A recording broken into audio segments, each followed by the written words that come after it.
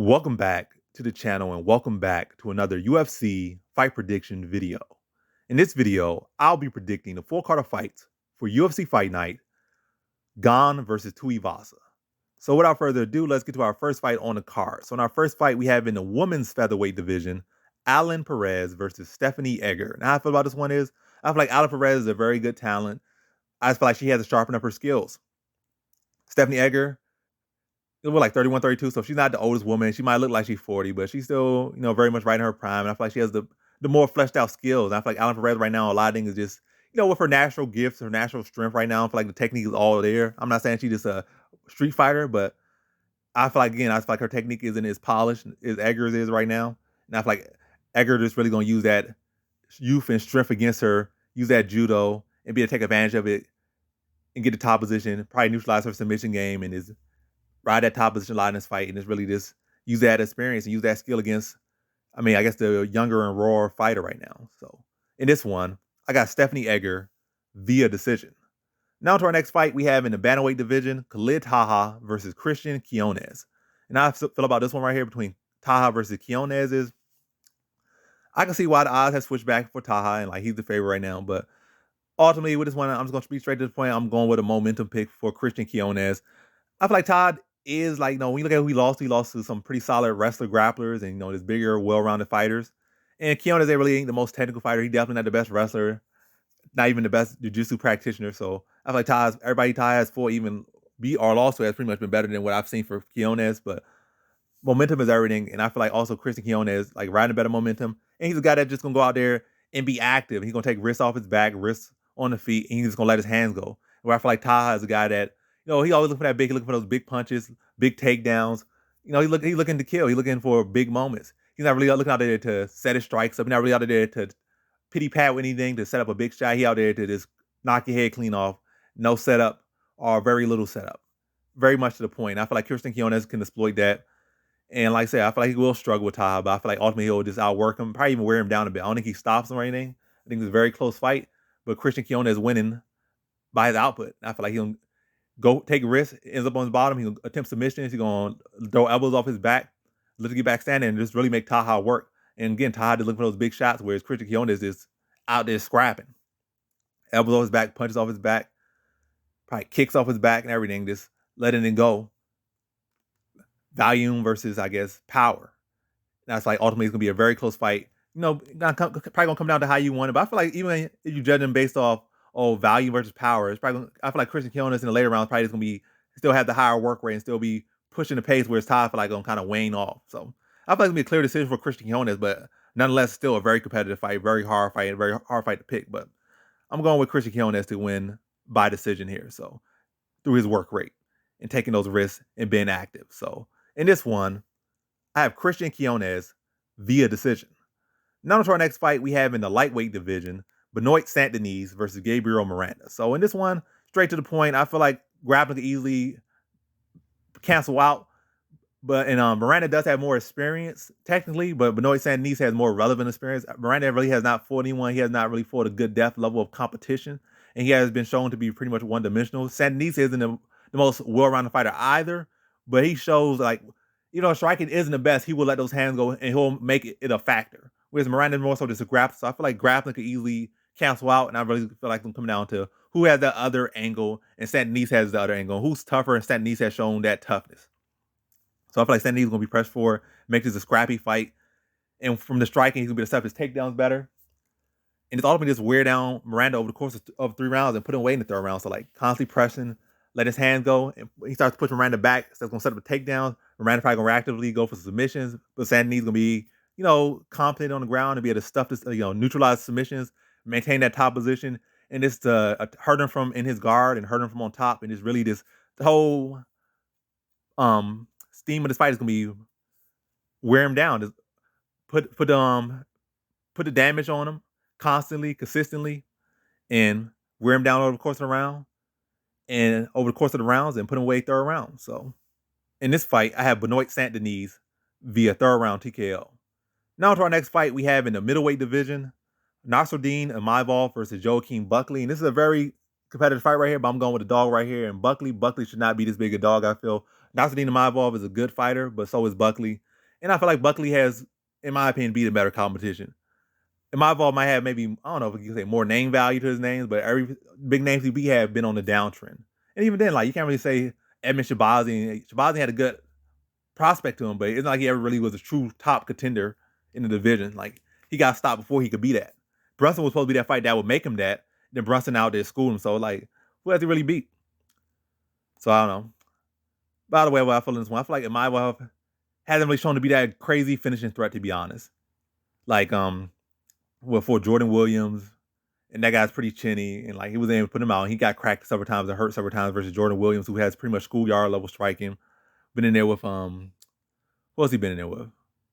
There's been a couple fights, like, fights that probably he should have finished, but end up having competitive fights. And also Phil Hall's beat him. He beat Jordan Williams, but still that fight was more competitive than it should have been.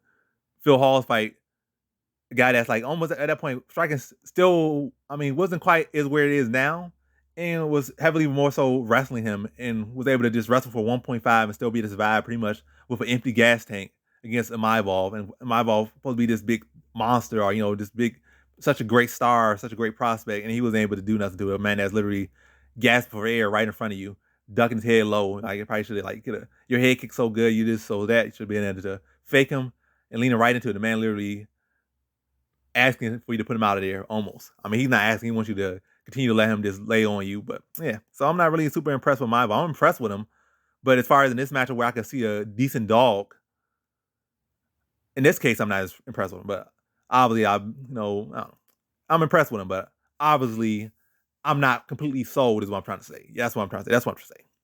So I like Buckley in this one. I feel like Buckley, I like the improvements I've seen from him, whereas Imavov, I've been saying the same fighter for the most part. I haven't seen that great step. I've seen bigger wins for him, but I have not seen that growth, where I feel like in Buckley's last fight, I saw growth. I saw him actually striking with a purpose and not just looking for big shots and being explosive. I saw him setting stuff up. I saw him having good reads and, really filling his opponent out and breaking him down tactically. And then, yeah, there's a clean performance from Buckley.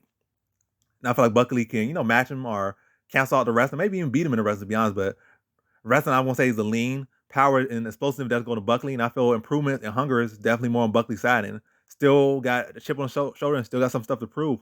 And coming in as a dog yet again, I feel like Buckley will come in looking better and improve. Where I feel like Imavov will come in is what I've seen, to be honest. So still a very competitive fight, but I feel like Buckley should be able to take advantage of the fact that Imavov has been historically a pretty hittable guy.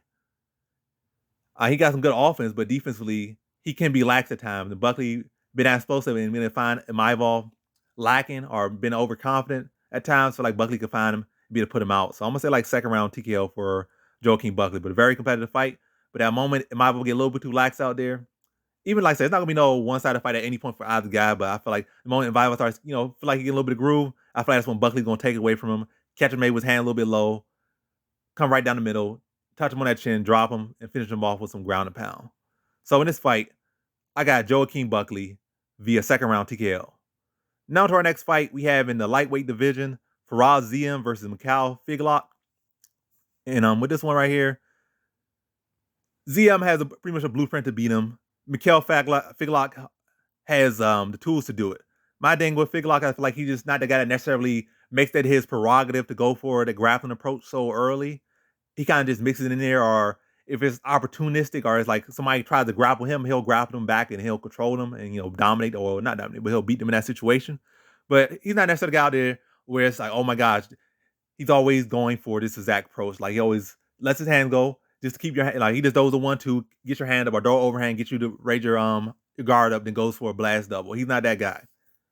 I'm not saying that's a bad thing, or I'm just saying that's just not his style. I feel like he's pretty confident in his skills, all of them, and I feel like he's going to probably spend a lot of time striking, and which is going to make this a close fight. But ultimately, I'm going to have to lean to him regardless.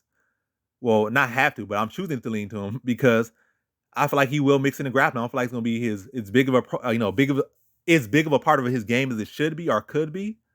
And probably for him, I say, I don't need to make this as big a part of my game, because like I said, and probably what he's thinking, he's like, I can definitely strike with this. I can more than hold my own with this guy. I can beat him on the feet, probably thinking. But it's saying, like, also, I got to think about my career at the end of the day, too. So I will mix the takedowns, but I'm going to let my hands go. I'm going to show the UFC I can strike and I can hold my own with Ziam. And who is Ziam? Ziam ain't one of the premier strikers in this weight class, but just that that's his bread and butter for the most part. I'm gonna show that I could beat him at that. And he's probably gonna let his hands go on the feet a little bit and then mix in the takedowns. But I probably feel like he's gonna spend a lot of time striking and a little bit of time grappling. I feel like striking gonna be a bit of a lean, and then the grappling is gonna push him over and make it pretty clear that he wins this one. So in this one, I have Mikhail Figlak via decision. Now to our next fight, we have in the middleweight division, Dustin Stoltzfus versus Apsupian Magomedov. And how I feel about this one is I feel like I don't like the fact that Apsupian Magomedov has not fought in like 2 years, and that's really Dustin Stoltzfus' best edge in this fight. Other than that, striker, wrestler versus jiu-jitsu type match. Magomedov being the wrestler, I feel like he easily, not easily, but typically in those matchups, they control whether the fight goes to the ground or not.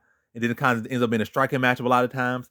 And I feel like on the feet, Apsupian Magomedov just a much more composed, cleaner striker. You know, coming from welterweight to middleweight, he'll be faster, he'll be more technical.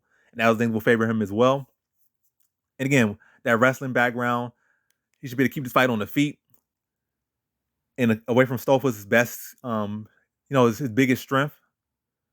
And that's like, okay, of course, the fight, controlling where the fight goes, and just being a cleaner striker, faster, cleaner, sharper, more technical striker on the feet. I feel like on this, picking part of course the rounds, and then put him away third round.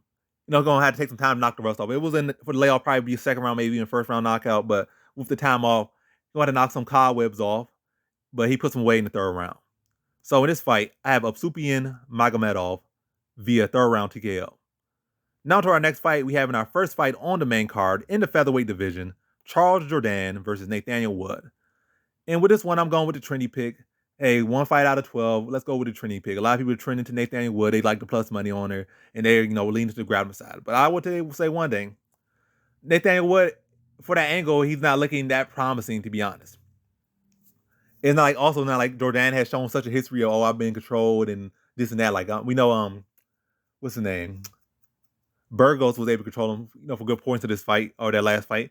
But it's not like Burgos really even beat him. Burgos got his hand raised, so I didn't think he did beat him, but really didn't have nothing for him in that third round, to be honest. Looked good in the first round. I think Nathaniel Wood would bring better cardio, and better defense. Maybe not as good offense, not at the same strength and not the same size.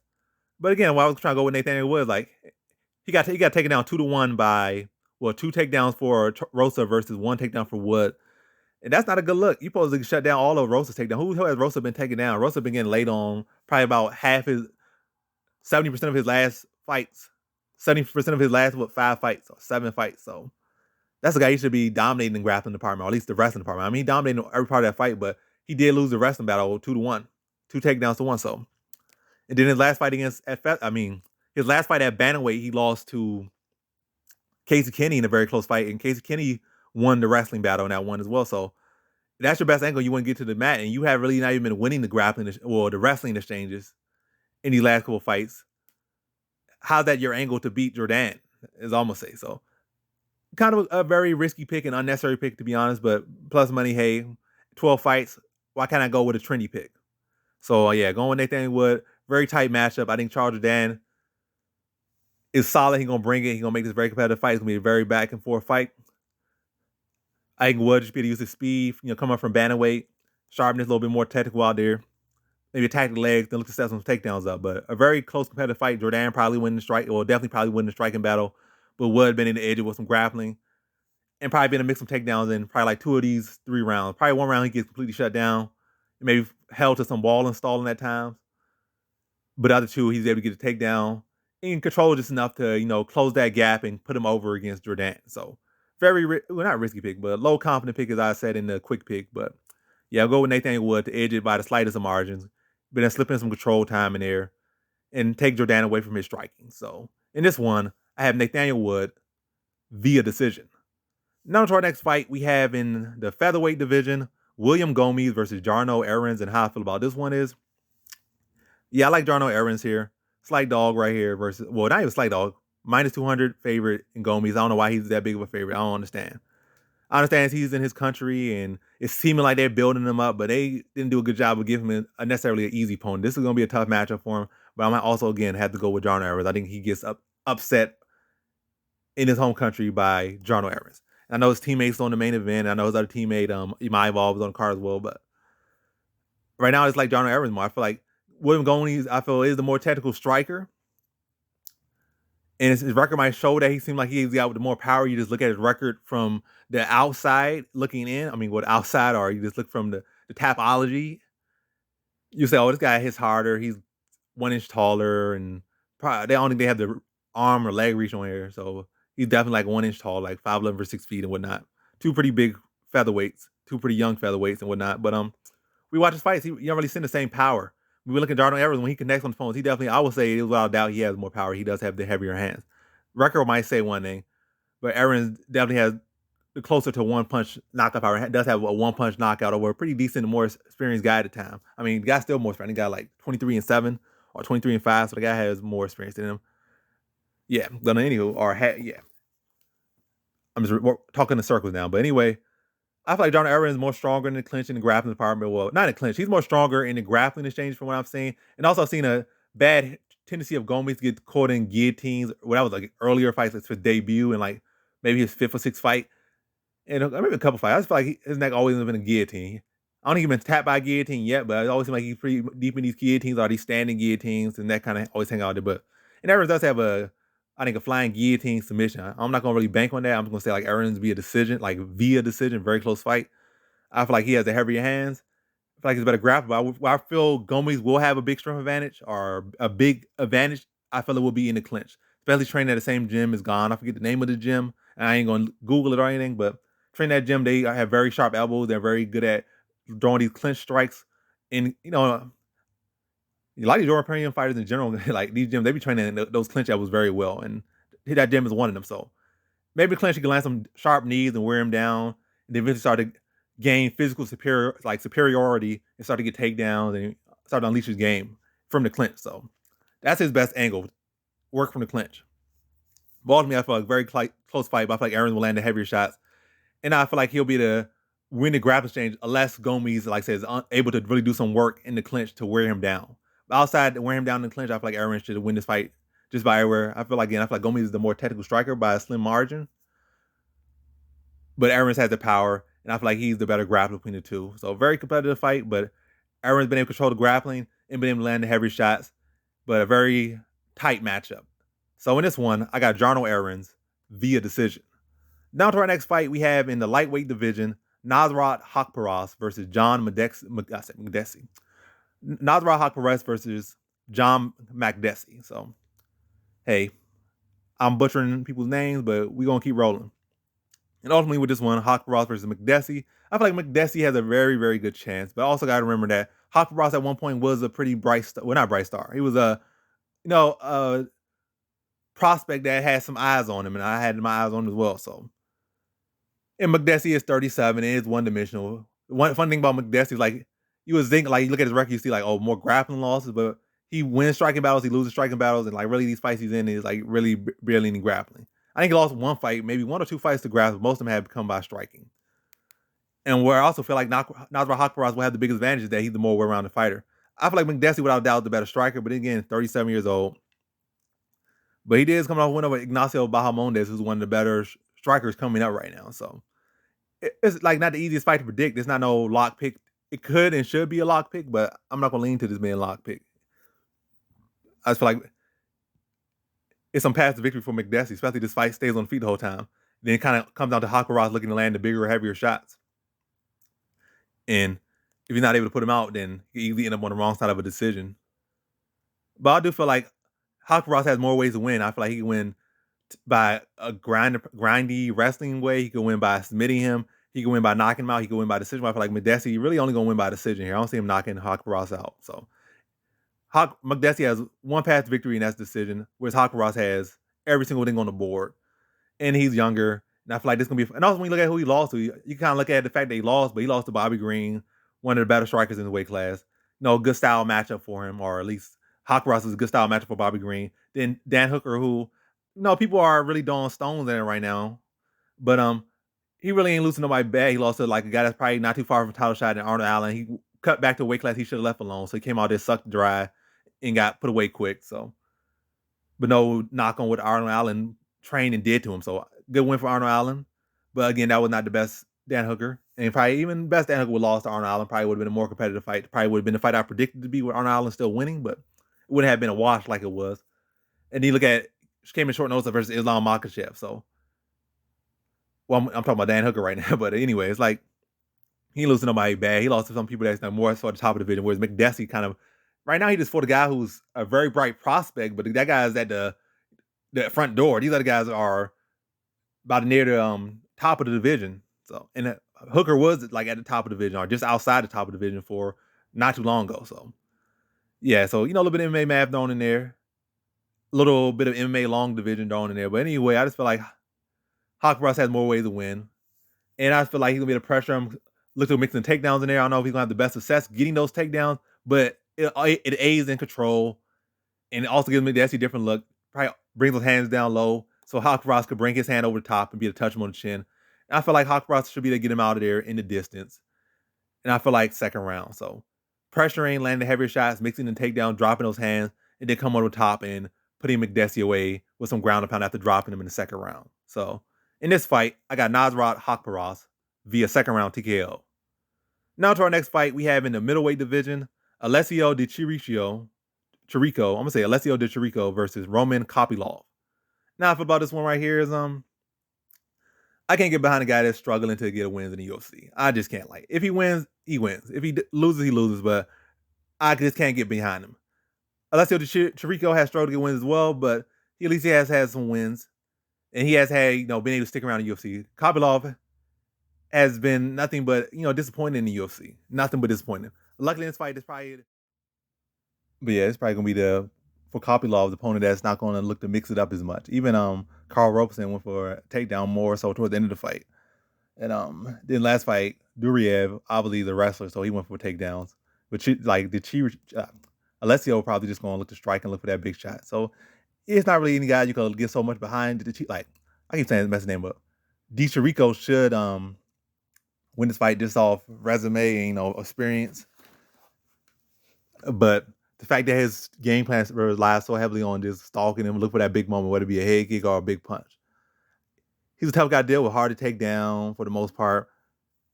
Pretty sturdy, like for the most part, has a pretty good chin. He's been dropped a couple times. I think he might have been stopped like once or something in the UFC, but for the most part, just a big block wall is walking you down, looking for land one big shot or one big kick. Not a whole lot of volume. Pretty well rounded in every area, but looks to only really use one of them. And just look to land one big shot. Would it be a punch, kick, knee, or anything. If Roman Kopylov could work on his footwork and look to tag him a little bit and then get out of there, he has all the opportunity to win this fight. Because again, Alessio Di Chirico, why can't I even say this man's name? Alessio Di Chirico. I'm gonna say Alessio Di Chirico. Alessio Di Chirico. Chirico. Yeah, Alessio. I'm just gonna say Alessio. Let me just say Alessio. Alessio is just going to accept that. Like, he accepted so many times in so many fights, just allowing his opponents to dance on him and skate by on him, and not really ever look to cut the cage off or really changing into his game plan. So it's definitely an opportunity for Kopylov there, but it's hard to get behind a guy that just finds ways to lose and can't really find ways to win. Is all I'm gonna say. So I feel like it'll be a decently competitive fight, but I feel like Alessio Di Chirico will find that big shot he's looking for and be able to put Kopylov out of there eventually. Kopylov might look okay for a little bit of the time, but I feel like Alessio Di Chirico is gonna be to find him, land that big shot on him, hurt him, and then from there probably take a little bit while again to find it again, second round, and put him out. So in this one, I have Alessio Di Chirico via second round TKO. Now to our next fight, we have in our co-main event in the middleweight division, Robert Whittaker versus Marvin Vettori. So we got the former undisputed middleweight champion, Robert Whittaker versus Marvin Vettori. And I'm going to go with Marvin Vettori here. Robert Whittaker is a very solid fighter, and there's no case of decline here for me to pick Vettori. I think stylistically, Vettori presents a lot of challenge. He's a young guy. He's big. He's strong. He's like a bizarro Kobe Covington, not as tactical, but bigger at middleweight. Probably heavier hands. Probably really not the more technical striker either, but big, strong, can push a pace, maintain a pace, could take a good shot. But I give him one thing: he got a better chin than Kobe Covington. Like, he got a tank for a chin. The man's a tank. And it's not like the people that Robert Whittaker beat on his way to a title. They might say, "Oh, Robert Whittaker has beaten this guy, he has beaten that guy." He beat, for the most part, his rise to the title and winning the title was beating, yes, some phenomenal fighters, but Jacare was kind of already older at that point, and Jacare didn't have the same pace. He might go for 2 or 3 takedowns, and this really must just dominate people. But he wasn't that high pace volume or high pace pushing fighter in general. He might have some power, kind of slow and stalk you to get some takedowns and just break your back on the ground. And Whittaker had, was competent and composed enough on the ground to weather bide his time to wait for the opportunity to get back to his feet against guys like Jacare. And then eventually Jacare just got tired trying to take him down, and he started pulling guard. And really have nothing for Robert Whittaker on the feet. Whittaker was faster, and Whittaker was able to, ride the storm a little bit and get out of the position. And it's not like Jacare could continually put him in that position. He could put him in that position like 2-3 times. And after that, he really had nothing left. And that's what happened. He was able to get him down, but Whittaker was, competent on the ground, was able to get back to standing and take advantage of a slower, tired fighter, less technical striker, and just pick him apart. And that was a couple of his fights at middleweight. Romero came out pretty good in the first fight, got tired, and Whittaker outworked him. Second fight, Romero took off the first round and just waited to the later rounds to look for those counters, and he landed those counters, but the clock ran out. He hurt him real bad in the 4th and 5th, but really did nothing in the first 2 rounds in the second fight. But Vettori is going to push that pace for as long as the fight is going. He's going to be going in space. He's going to go for takedowns. It's not going to be a guy if he feels like there's an edge in the wrestling or something, give him something in this fight, he's going to keep going for that takedown, And it's not like Robert Whittaker is the most unpredictable guy. He has a pretty predictable skill set. It's just that he's so good at getting off that same combination, those same strikes. But I feel like Vettori should get a good read on that. And if he does get caught by, I feel like Vettori should be able to, take it. I'm not saying that should be his game plan or should be something he does got some insurance. That chin does offer him a lot of insurance. But I don't feel like he's going to be as open to get caught by it as some other opponents. And I feel like at this point, it's, what Whittaker's doing. So I feel like Vettori should be able to respond well. And I feel like it's not going to be a case of he's going to have to show his chin off as much in this fight. It's definitely, his durability is definitely going to be on display in this one, but not to the same degree like in the Costa fight or some of these other fights. So I just feel like he's going to be able to pressure him. Look to stall him against the cage, look for takedowns, and look to just throw volume. Whereas Whittaker kind of looking for maybe 3-punch combinations or just a jab or a little step inside kick to the knee or a step inside oblique kick or whatever he throws out there. Whereas Vettori's going to be throwing volume. I mean, Whittaker's hands are always going to be naturally pretty low, step inside kicks. I feel like Vettori's going to be catching with hooks. Vince get his timing down, catching with hooks. He's trying to step in, catch him hooks around the side, both sides, pressure him, score takedowns, and just really just put up the volume, put up the pressure, mix in the takedowns. Still a very, very competitive fight, but Vettori winning the takedown battles, probably landing more heavy shots and landing more shots, and being a more active fighter, being a more pressing fighter, where Whittaker's probably going to be on the back foot more, and not being able to land his combinations with the consistency that he's used to landing them, and not with the significance he's used to landing them. So very competitive fight. Whittaker's still game. It's still a very competitive fight, but I feel like Vettori presents a style that's going to cause Whittaker problems. And that youthful factor, well, he's not I'm not saying he's no baby or anything, but he's a young fighter, still probably not even at his prime just yet. Strong, big, physical, and active, and underratedly technical. It might not be what you would say is textbook, but dude has an underrated fight IQ, except when it comes to judging. But other than that, I just feel like Vettori's going to be able to make Whittaker uncomfortable out there and outwork him and prevent him from implementing his game as he would like to. So in this one, I have Marvin Vettori via decision. Now to our main event, we have in the heavyweight division, Ciryl Gane versus Tuivasa. And how I see this fight right here between Gane versus Tuivasa is, I'm going with Gane here. Tuivasa is definitely game, but I feel like the best thing he has is a puncher chance. He only has one thing to this game where I feel like Gane can potentially mix in grappling and grind him out into a decision with grappling potentially, or mixing in there heavily in the game. Could potentially tap him out. Could definitely knock him out. Could definitely just look to skate by and just outstrike him. I just feel like it's going to be a typical Gane performance. He's going to dissect Tuivasa from a distance.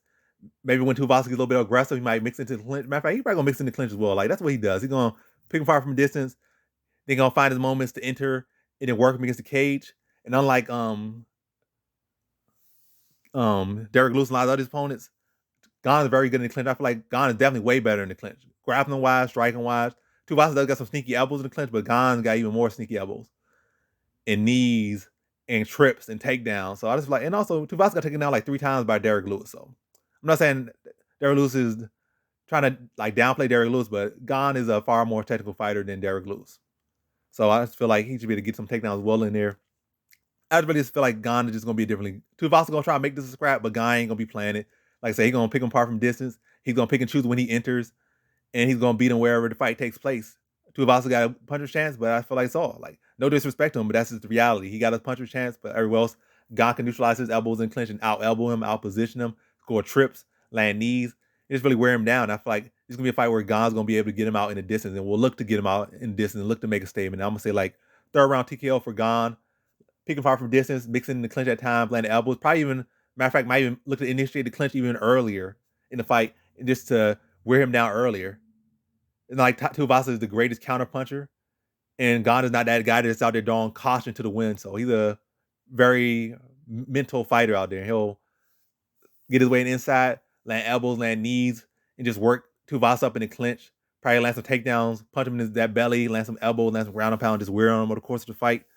And then really start to, if he gets tired, start to unload his offense in 3rd round when that steam not there as much. And even when his steam is not there as much, Gane's still gonna be respecting of his power, respecting of his counter, respecting of his threat. And Tuivasa does deserve that respect. So, but yeah, take the fight out of him, wear him down the first 2 rounds, then put him out 3rd round. So in this fight, I have Ciryl Gane via 3rd round TKO. And that concludes my fight predictions for the full card of fights for UFC Fight Night, Gane versus Tuivasa. And as always, thanks for watching.